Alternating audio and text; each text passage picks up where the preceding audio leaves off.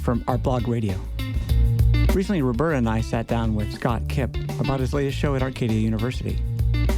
He was brought to Arcadia by the directors Matthew Borgen and Richard Torsia. First, we'll start with our interview with Scott to hear his thought process behind his show. Describe the installation in your words. It's been described by many people in many ways. This morning in an email that you sent out to people, you said this holy mess. It's a holy mess.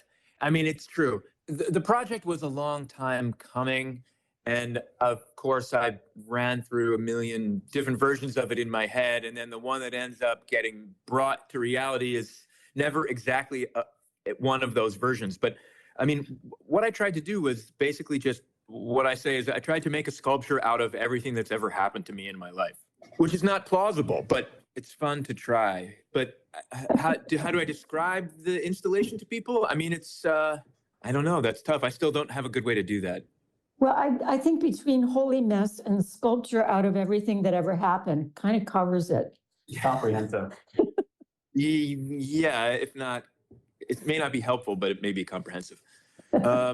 There's a lot to it. I mean, I wanted to sort of of course it's a self-portrait in a way. I don't know. I feel like it's composed out of a lot of different experiences. And I don't mean experiences that I've had. I mean, I don't know if you've had the experience of, and this is a typical art school kind of a thing, but it's trash day. You're walking home and you see a really fascinating pile of trash on the side of the road.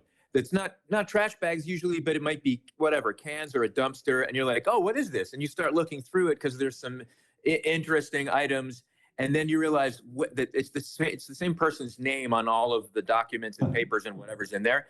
And then you realize, wait, this is someone's stuff. Like, this is a clean out. And then you kind of go through it, and then you create this portrait of the person in your head and their life. I don't know if you have this experience, but this is an art school.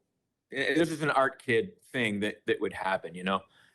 And so I wanted to make an experience sort of like that. So wait, did you have an art school experience that was just what you said, where you happened to many times. Many times? Sure. Downtown. I went to University of the Arts, and so I spent a lot of time downtown in the mid to late 90s. And I guess there were a lot of renovations happening. And so you'd see a dumpster, and you're always looking for interesting stuff as an artist. Also, I mean, I kind of grew up on a skateboard, like skating around downtown and going to like Love Park and City Hall every day. And Do you still skate? Much as I can. It depends upon the weather. I mean, it's a little more, but I mean, basically, I mean, any day that's warmer than 60 or 65 and it doesn't rain, I'll try to go skate. So, I mean, I'm kind of a compulsive practicer, one of many things, but oh, no, it's all on the track. Come on, it's all about everything. Everything is relevant, right? Let's get back to your inventory, which I find fascinating. You've got an itemization of objects, including skateboard decks, as we just mentioned, every skateboard deck that I have worn out from 1991 to the present. Yeah. And that is a formidable pile of decks, and you've got them up high. That's near the ceiling. Talk about the placement of where things went. This is an installation for our students. We have two students who are sitting and listening here that we're working with this semester, Chi and Anjali. And hi, students. Hi, students. And they're very excited to be here, and we're excited to have them, but they haven't seen this. So explain that this is in a 33-foot tall space, right? And you use every inch of the space from the top pretty much down to the floor. So and there's scaffolding. So some things are up high on scaffolding, some things are down low on the floor. Talk about the relation to the ceiling versus the floor. Was there a metaphorical relation? Are skateboards closer to heaven than? No, so if you want me to describe the installation in the most literal sense, I mean, I took just an 1,100 square foot rectangular gallery space and built out the entire thing. I basically wanted to make something akin to the experience of sort of exploring an abandoned building or an abandoned space. but in a way that's safe for viewers. And it's sort of like a giant still life, like a giant cluttered still life space at the center of the gallery.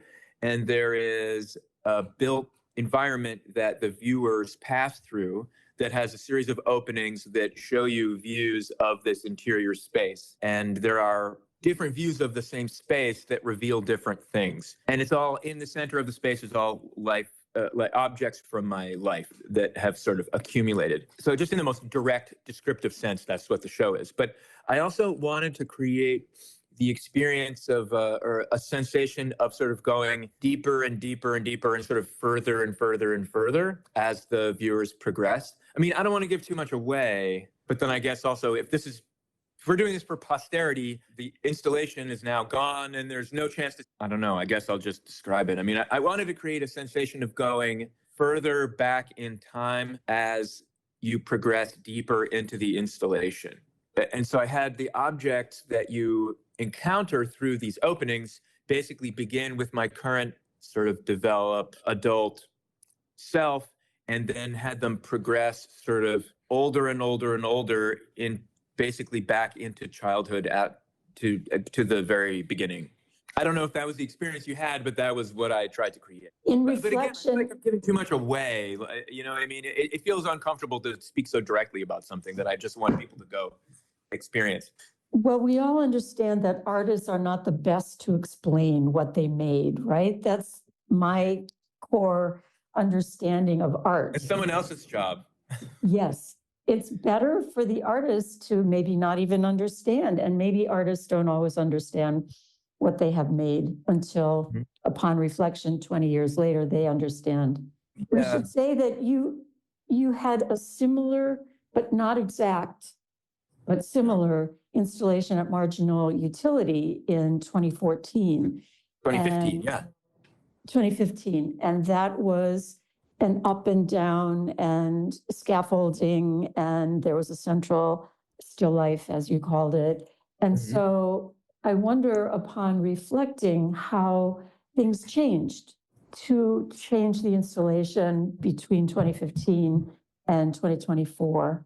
What's changed apart from time, or can you even describe what's changed? Is that a fair question? Some of the mechanical, also I should, just for people that haven't seen it, describe there are some mechanical elements of the show that are interactive, where there is a mirror, or two places where there's a mirror that will move to different positions and then pause at an angle and basically pick out and present to the viewer one of the objects in the space. So since the 2015 version, I've learned a bunch more about how to build things. So technically the show is a little bit different or better in that way, I would hope. There's 10 more years added on my life. So I'm 10 years older and 10 years sadder. Oh, wiser. But, yeah, well, maybe, hopefully wiser. I don't know if we get wiser. So it's different in that respect. So this space, well, also I should say, this is the first time I've ever had a budget in any project I've ever done. Oh, well, Basically. that's interesting of itself. Better late than never. I had more resources than just my own resourcefulness, which was good. So this was able to be more ambitious because one, the scale of the space, and two, I had like some financial resources from the Andrade Fund. Yes, that's great. Yes, we should mention the Andrade Fund. It's a Yeah, good and thing. thank them for that opportunity. It's pretty great. Speaking about some assistance, I know that there was a friend of yours from Texas. Richard explained to us, and Matt, that there was a friend of yours from Texas who's a construction person and actually helped you create the stairs, for example, and whatnot, so that it was construction solid and all this kind of stuff. So that's my friend Phil Jackson. Oh, I know Phil Jackson, the artist, right? Yeah, he was a photographer, also a friend of mine through skateboarding. He went to University of the Arts for photography. Lived I know in New Phil York, Jackson. Yeah, really, really excellent human being. He lives in Austin now and has actually become a very, very skilled builder.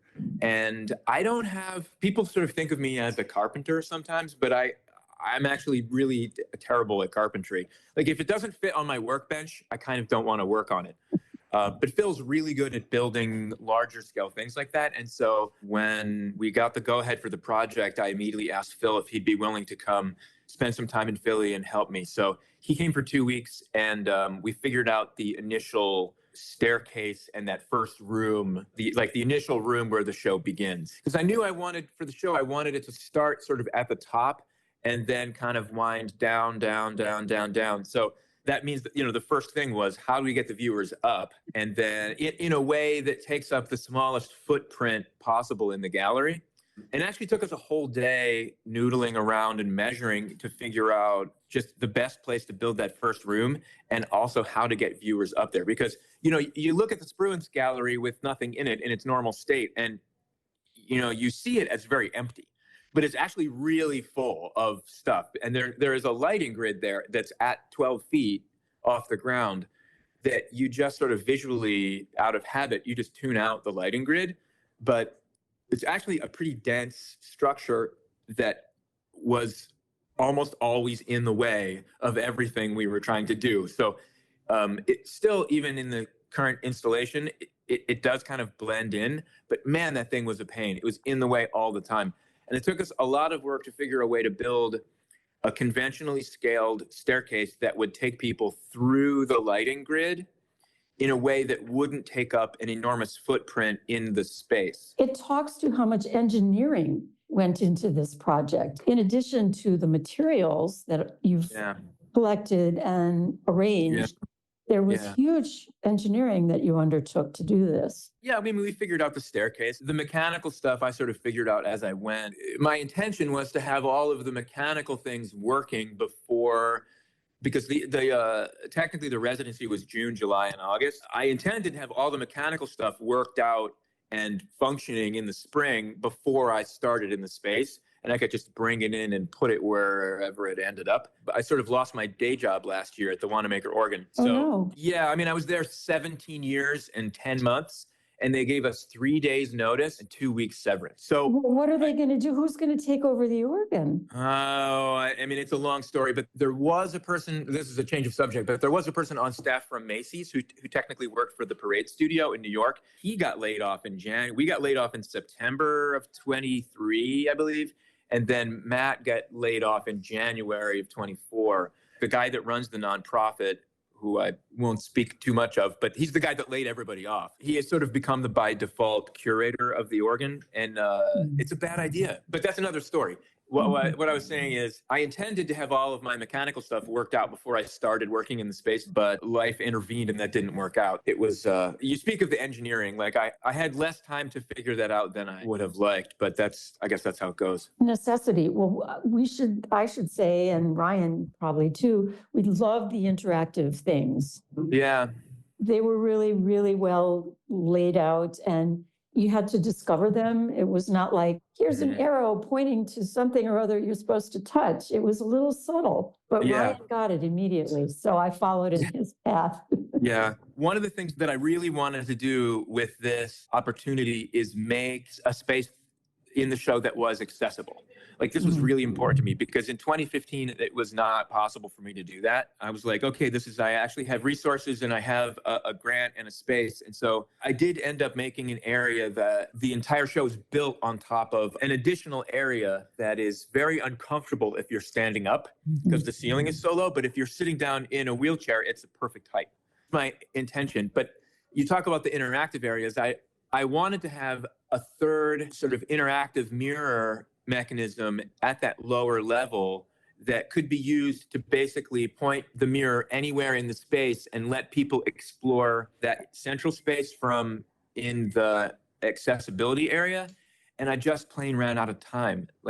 And that's my fault for not being able to plan effectively enough. But anyway, in the future, I guess I'll just keep going. But I don't know. That is one of the ways I didn't succeed in the show, but it was not nearly as developed as I intended. Definitely the unique space. We did explore that lower under the other section there. Yeah. We stooped our way through. We didn't get in the wheelchair. There's a nice wheelchair right there that people can sit in if they want to go through it that way. I love that setup. It was beautiful. Well, I tried.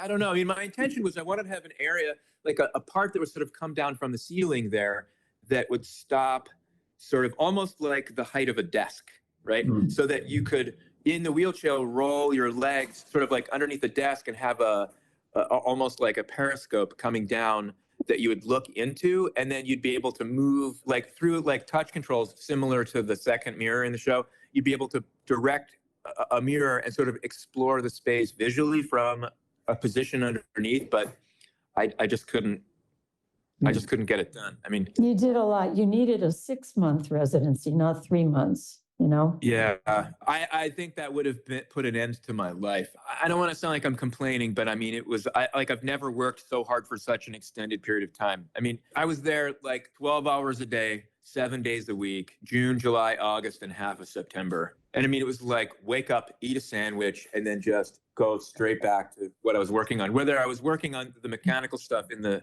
studio here or working on site there. I mean, my approach was, if I'm going to drive all the way to Arcadia, I'm going to stay 12 hours. If I make myself go all the way there, I'm not leaving until I work for 12 hours and then clean up, you know?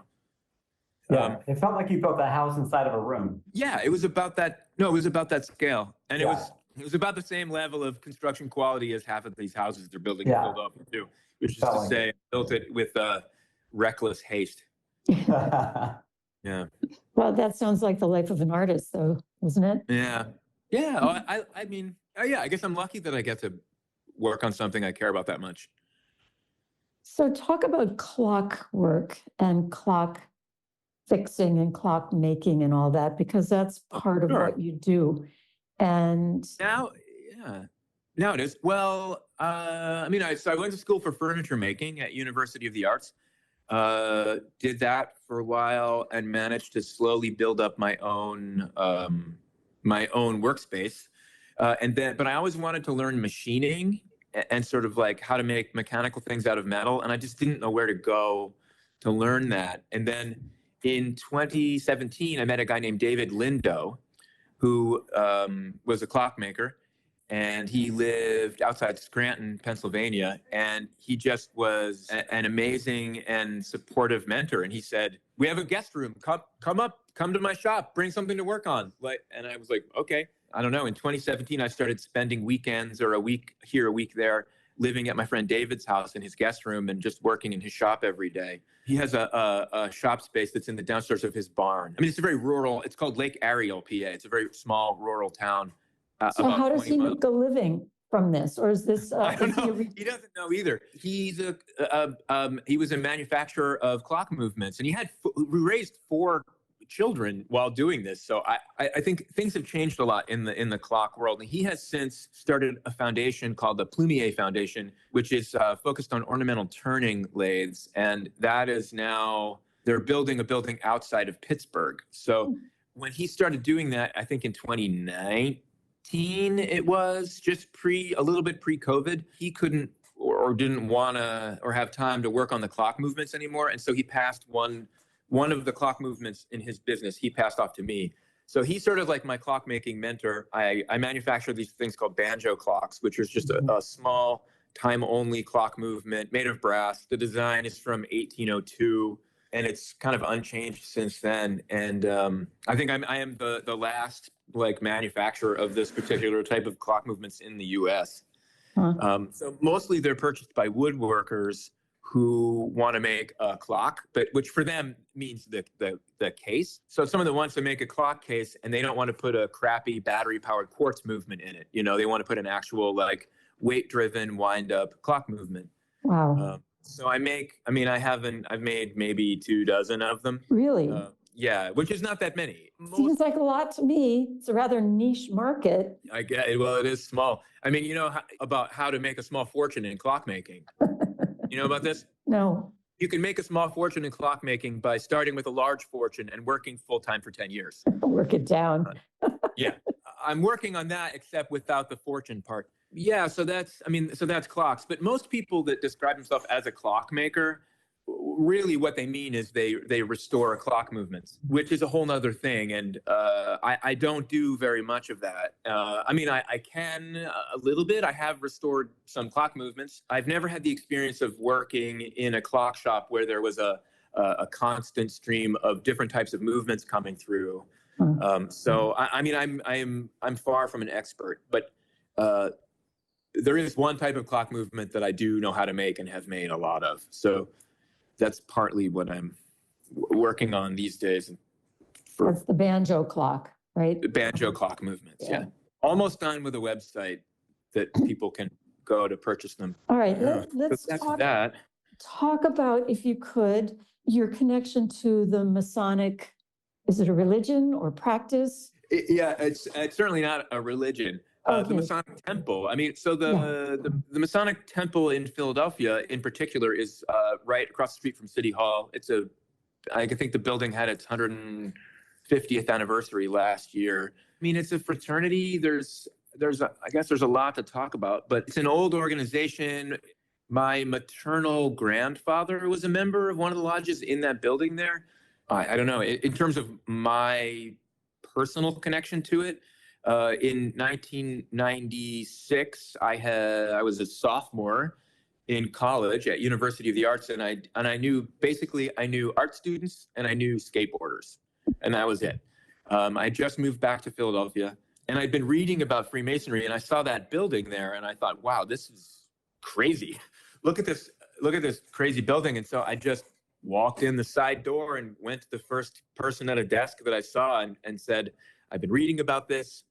It seems fascinating, and I'd like to join. And then eventually, I mean, I sort of kept after them a little bit. And then, I don't know, 1997, I joined Harmony Lodge number 52, which is one of the Masonic lodges that meets in the building there. I don't know. That's my experience. I mean, what else would you like to know?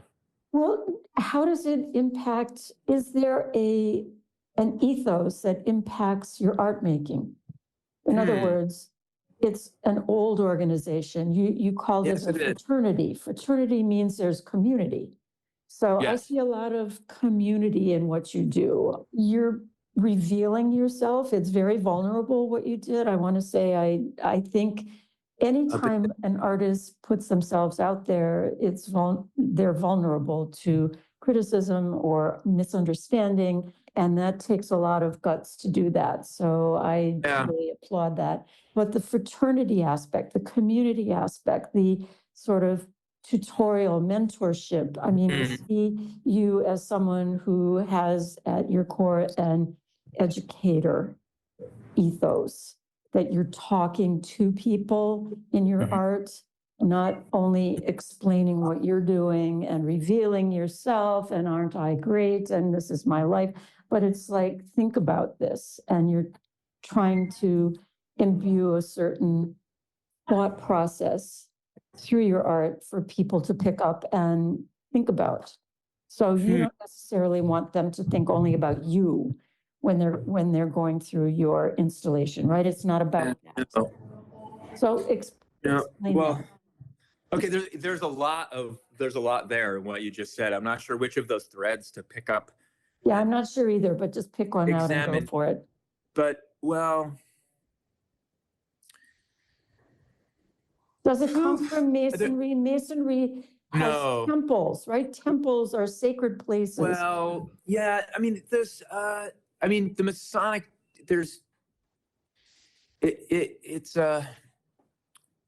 so basically it's a little hard to describe, but so Freemasonry is kind of like an oral tradition that's very long, and it's the whole thing is sort of based on ritual, and ritual is kind of a weird word, and you can hear it the wrong way. It just means there's a predetermined way that you start the meeting, you read the notes of the minutes of the previous stated meeting, like it's kind of like a preset way to do things that's kind of unchanged, and that's sort of the point of it. And that's one of the aspects that I like. But in terms of community, I mean, I don't know. There's a lot to what you just said, and I'm not sure where to go with it. But I don't know but in terms of the personal aspect of the work, I mean, you're absolutely correct. I mean, it is pretty vulnerable, but there's always the question of like, who cares? why should anybody care? And I don't know that they should from one point of view, but then from another point of view, I feel like as an artist, you have to depart from the position that it matters. As in, like, your starting point needs to be the idea that what you do matters. Like, Yeah. you just have to start there. And I mean, it has to matter to you anyway. In the end, I feel like nothing matters. I don't know where I'm going with this, but I don't know. Just make what you want to see and nobody can stop you. Just go do it. You know what I mean? I don't know. I don't know. I don't know where I'm going with this. I don't have a pre-planned speech, but I appreciate all this rambling, and I'm sorry I led you. Yeah, well, that's all I'm good for is rambling. I think people's experience matters, and Do you think your current show has a ritual, or where you're trying to express a ritual? When I was experiencing it, it felt like there was some religious overtones with all the wood, and like the energy that I was getting was very much not like you were stepping into a temple or a synagogue or a church of some kind, but there was definitely some sort of connection to that experience. Interesting. Well, I guess I should also say, like, I am not religious at all.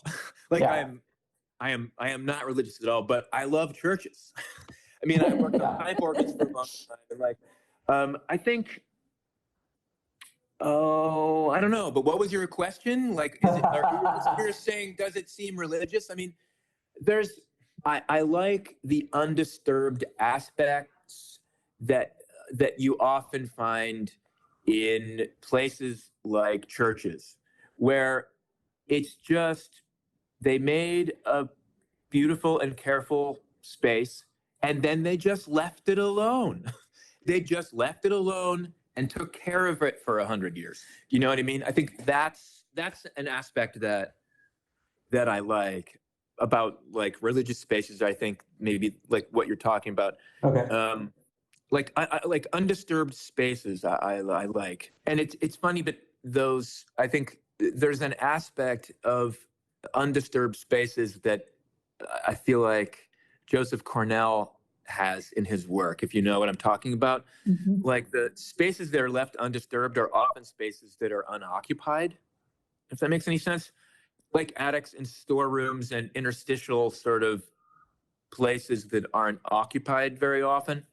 And there's something that I like about that. I mean, the show is sort of like a big metaphor, a metaphor for like a big giant walkthrough version of the unconscious. Do you know what I mean?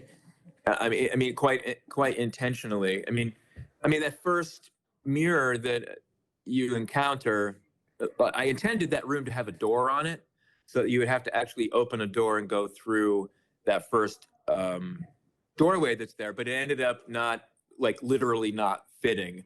And I didn't have time to solve the problem of making a sliding door or something. But I really wanted that first room to sort of be the starting place, and then I feel like you descend from there. But that, like, if you remember, there's the mirror and the sort of shelf, and basically that's just like, I mean, the title is Rumination Mirror, but that's like the bathroom mirror at 4 a.m. when you can't sleep. It's just sort of, I just tried to build a literal version of just overthinking your life and things that have happened, from that mirror. And then you can, if you want, just descend from there and just burrow as deep into it to the bottom if you want. It's really what I tried to create. I don't know if this makes any sense.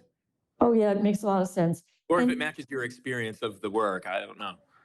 Well, talk about the words, because rumination, you don't ruminate with someone else, you ruminate by yourself, right? Isn't that generally the connotation of the word? So it's, of course. Yes, you're going to ruminate at this mirror and then look out beyond and keep ruminating. It's all about ruminating throughout the whole space, except for if you go through it with a buddy and you're talking and you're not ruminating, I guess you're having a conversation. Yeah. Unless there's a rumination à deux, you know, you got two people ruminating at the same time. And you also use the word transitional. Somewhere in some of the write-up about this piece, there is transitional, always changing, perpetual motion, those sorts of ideas that add up to a life, actually. I mean, what is a life if not ever changing and transitional? We're always in a transitional space. But where do I go? Well, so transitional, I mean, at the end, the last thing is my transitional object, which is actually like, if you look up it's a psychological term, but it's basically your transitional object it's like your childhood teddy bear or your comfort blanket, like Linus's blanket, it's like literally technically your first possession, like as a human. I mean, and you can look up the psychology of it, but it's like it's like your comfort object. Mm-hmm. So that's where the word transitional is in there. And that's what the 2015 show was named Transitional Objects. So that's where that word comes from. And it's funny, you talk about community. And I was joking with someone about, I forget who it was, someone that came to visit when I was working on building the show. And they were talking about art and community. And I was like, I want people to come to my show and feel alone. I want them to go in there and feel alone. There's no community. And oh my God, you're so right. That's ridiculous. I mean, you're alone. I mean, in the way that you're like alone inside your solitary self. You know, no one knows you the way you know your solitary self. Isn't it great when we can successfully invite someone else in? I don't know. It is. It is great. I just want to ask, I think we should wrap it up. We could go on for another hour. I want to ask, what's your relationship to the digital world? You obviously have this robust relationship to the non-digital world, the world of material. So are you on the internet at all? Yeah. I mean, I have like completely normal Instagram life. Although I should say, weirdly, there isn't any easy place for people to go and look up my artwork on the internet. And I should probably change that. But my like day-to-day, I don't know, bread and butter, income work, I put on Instagram. I've got a Facebook somewhere that I almost never look at, I think, but I do go on the internet. I don't spend a lot of time there. Do you save things? I mean, people have various ways of dealing with the internet. You can copy a link, you could bookmark something, you could download something and then save it somewhere else. Do you do any of that sort of thing? It seems archiving, in a way that there was archiving in your piece of materials? Not so much on the internet, no. I mean, something I meant to mention before is like partly what the show is made of. It like for me is like, and I'm not the only artist that's like this, but it's almost like my past is intrusive. Like I pick up anything that's in here, like whatever object. And all of a sudden, I just unintentionally remember where it came from, or who gave it to me, what was going on in my life when I got it. And I like all of this sort of information that's attached to the thing just swims up to mind, whether I like it or not. And I think lots of people have that, but partly that's what the show was composed of. And the locations of the objects are sort of related to that. To answer your question from 20 minutes ago. Digitally archiving things, I don't. I probably should be better about that, but I don't really spend a lot of time online. I mean, Did you leave yourself any notes from the previous show to this show? Like leave yourself or make something specifically in this show as a note to yourself, from your past self, or to your future self, or something along those lines in this show? Oh, well, yeah. I mean, there's a cabinet in the show that has like sketchbooks going back to the beginning of back into the early 90s. And I take a ton of notes on these like note cards. I mean, I don't know. I just always have like kind of note cards on hand. I mean, like I said in the inventory, like I consider list making as a constructive form of worry. So, I mean, I make a lot of lists. I don't know. I can be kind of scatterbrained for sure. So it does help me to write things down. Did you leave yourself any Easter eggs that like only you specifically would enjoy seeing, knowing how much internal materials there were, like personal material? Oh, in the show? Yeah. I mean, I think in a way the whole thing is like that, but I don't know. I mean, there are things for individual people that they would probably see and be able to pick out, like friends that I have or, loved ones. But I don't know if I've left too much for myself in there. So you left them notes? In a way, yeah. I mean, there are things for people to see. I think that people that know who they are. What was I going to say? So I know we're running out of time, and this is another topic, but I want to ask, so what's going to happen? What are we going to do with art? I mean, the University of the Arts is gone.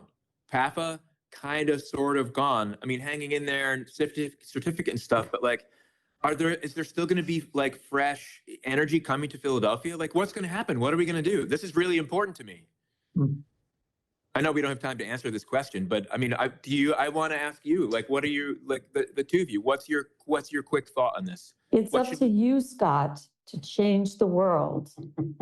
I mean, I within arm's reach, I try, but that's all you can do. I think that's what's going to happen. Within arm's reach, we're all going to change the world and help each other.